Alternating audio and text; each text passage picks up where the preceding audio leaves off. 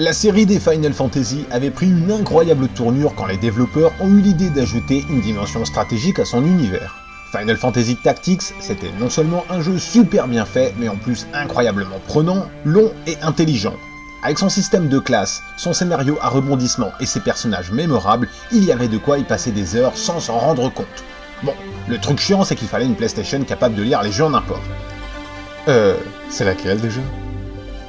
Et puis les cons de chez Square Enix se sont mis en tête de rendre le jeu familial. On s'est donc tapé une version complètement idiote sur Game Boy Advance qui virait tous les bons éléments du premier et qui ajoutait des tas de trucs crétins comme les juges, le héros de 13 ans et des missions toutes plus rébarbatives les unes que les autres. Même si ça restait un bon jeu, il y avait de quoi être bien frustré devant le gâchis que Square Enix avait fait. La suite se déroule sur DS, et on se demande si elle parviendra à relever le niveau. Alors ça me ferait mal. Final Fantasy Tactics Advance 2 accumule les 6 pires clichés qu'on n'aime pas voir dans un jeu de ce type. C'est parti.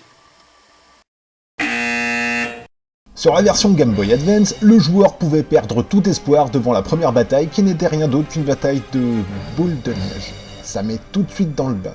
Ben là, on a affaire à peu de choses près au même pisseux. Une petite teigne fainéante et arrogante qui n'écoute pas les adultes et qui ne se coiffe visiblement pas. Le héros que personne n'aimerait incarner en fait. Et c'est en rangeant la bibliothèque qu'il trouve un livre posé sur une table. Mais la seule table de la bibliothèque, hein. Et personne d'autre n'avait vu ce livre avant, hein. Alors le blaireau, il l'ouvre, il le lit, il tombe et il combat un gros poulet. Même si sur les premières heures du jeu, le blaireau essaye de revenir dans son monde, très vite ça deviendra largement secondaire et tout ne sera que leveling et tabassage de monstres à la chaîne. Génial. Là, Square Enix a fait vraiment très fort. Respect.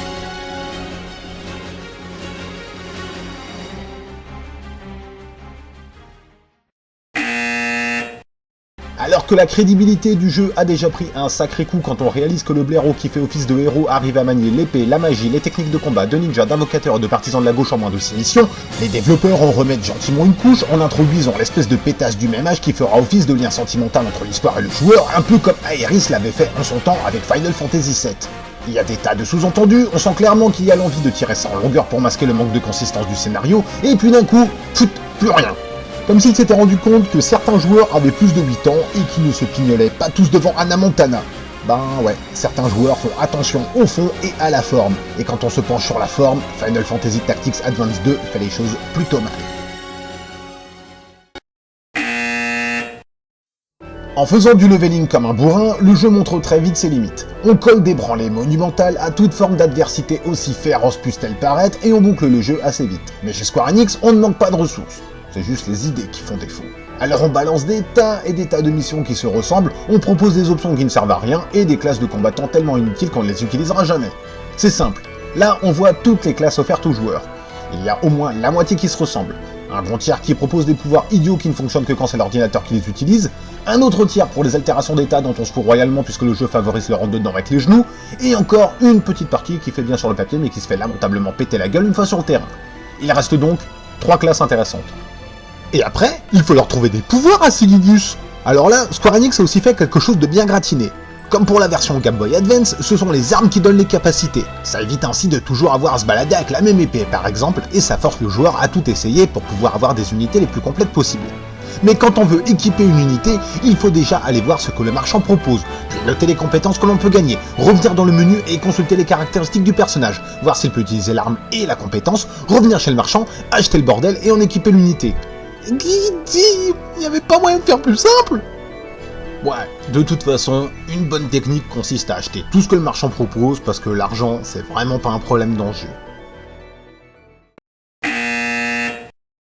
Le jeu est beau? Ah ouais? Vous trouvez? Eh ben on va le comparer avec la version Game Boy Advance.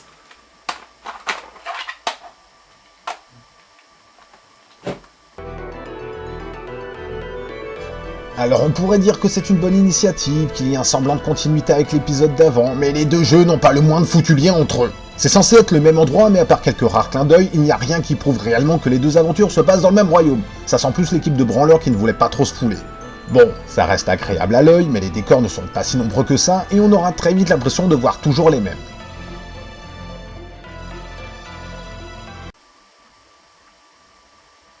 Nom d'un chibre!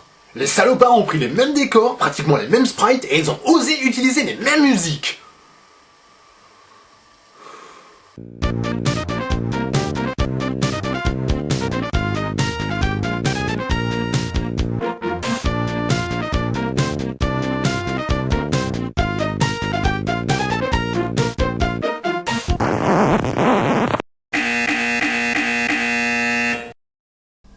Ok, il n'est pas dans le jeu, il apparaît dans Children of Mana, ce gros con. C'est aussi un jeu Square Enix, donc ça compte comme un point négatif.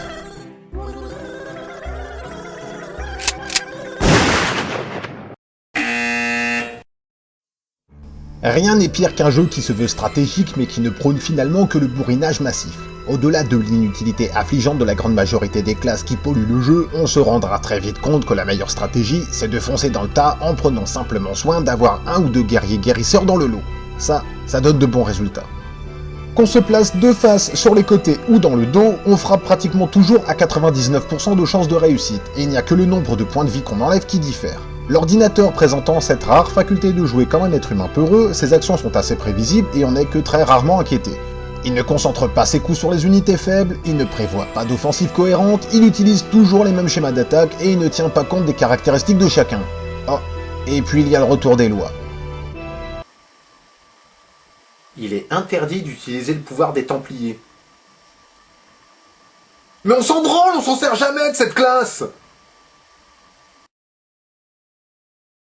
Si on le compare à l'excellente version sortie sur PlayStation, ce Final Fantasy Tactics ne tient absolument pas la route. Cependant, il faut lui reconnaître un certain pouvoir. Quand on regarde le temps que j'ai passé dessus, ça fait peur. Et on se dit que, finalement, il est peut-être pas si mal que ça, ce jeu. Allez savoir.